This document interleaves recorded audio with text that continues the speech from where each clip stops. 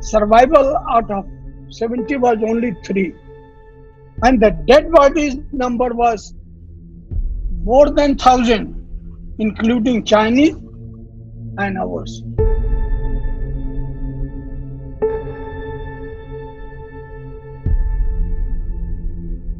Blood was so much there that water of Namkachu River remained red for 2 to 3 days. 16 bullets, and on my right side of the chest,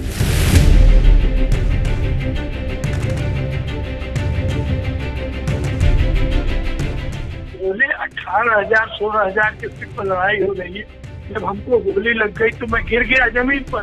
तब उसके बाद हमने किसको मारने, खाली देख सकता था कि हाँ छिट फुट एक आध गोली फायर होती थी।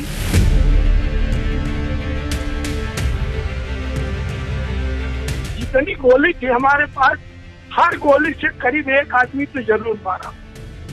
उस वक्त भूत सवार होता है, मारो।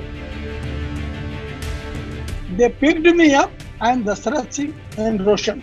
International Red Cross came in after 4 days, 24th or 25th, and they gave life-saving surgery.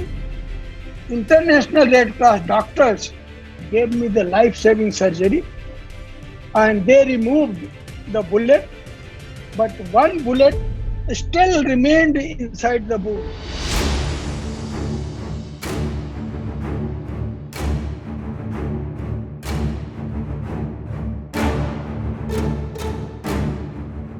Prisoner of war करीब मैं 3 महीने था, क्योंकि मैं आया 63 के 5 या 6 जनवरी को। इंटरनेशनल रेड क्रॉस ने हमको हैंडओवर किया। 3 महीने तक अंदर गोली रही।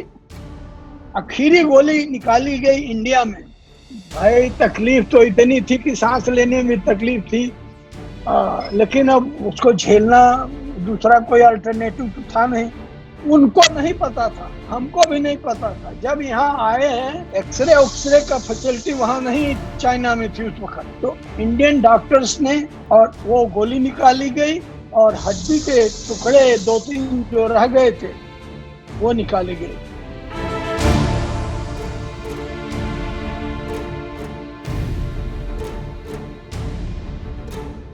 तो हमारी स्ट्रेंथ करीब 4,000, और हम लोगों के खिलाफ चाइनीज की जो थी और एक डिवीजन आ गई, तकरीबन 10-11 हजार आदमियों का स्ट्रेंथ हो गया। तो न्यूमेरिकल सुपीरियरिटी चाइना की पहली वजह थी जिससे उनकी जीत हुई। Second reason was Chinese had lot of automatic weapons made by Russian weapon and Chinese man power. We had outdated weapons of Second World War, that is 303-1, और हम लोगों की स्ट्रेंथ भी उनसे इंफीरियर हो गई। जहाँ लड़ाई होती है वो जगह का भी बड़ा महत्व होता है। 16,000 फीट की ऊंचाई पर हम लोगों को डाल दिया नीचे वैली में। चाइनीज स्ट्रेंथ हाइट पर थी, तो height gave the advantage to Chinese. हवा जो है वहाँ इतनी पतली होती है कि उससे पूरा ऑक्सीजन रिकूपरेट नहीं होता। गोली भी हम लोगों के पास 50 राउंड से ज्यादा किसी को दिया ही नहीं गया था। 2 दिन में खत्म हो गया। तीसरे दिन कहीं कहीं छिट फुट फायरिंग की आवाज होती थी। जो बचे हुए थे वो करते थे। चाइनीज का ही फायर ज्यादा सुनने में आता था, क्योंकि उनके ऑटोमेटिक वेपन जब झंझनाहट के साथ चलते थे, मालूम होता था कि बेल्ट निकल रही है और पूरी बौछार आती थी गोलियों।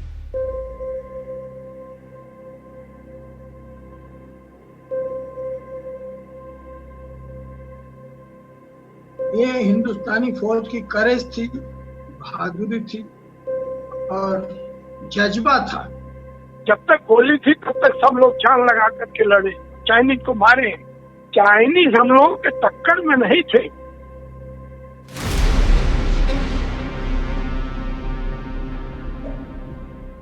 हम लोग एक चटाई मिलती थी वहाँ बिछाने के लिए, और उस पर एक कपड़े का मोटा यू कैन से मैट्रेस, और ऊपर से हम लोगों को एक गंदी सी रजाई मिलती थी जो बदबू से भरी होती थी, लेकिन कपड़े की बहुत कमी थी। खाना पीना वहाँ बहुत लो स्टैंडर्ड का था। पट्टी जो बांधी जाती थी उसी पट्टी को निकाल कर बॉयल करके सुखा करके दोबारा उसी से ड्रेसिंग होती थी।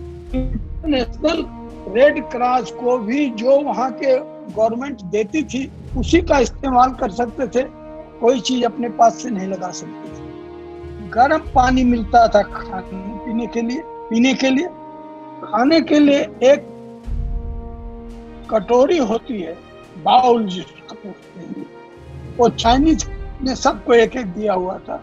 वही एक कटोरी राइस, और उस राइस में एक कैबेज जो होता है अपना, इसकी सब्जी, और हफ्ते में 2 दिन मीट मिलता था, और वो भी 2-3 टुकड़े, एक दिन पोर्क के और 2-3 टुकड़े एक दिन गोट के। और आपको हंसी आएगी कि 500 ग्राम चीनी एक हफ्ते के लिए मिलती थी, और 500 ग्राम नमक एक हफ्ते के लिए मिलता था। एक चुटकी चीनी, एक चुटकी नमक मिला करके हम लोग खाते थे।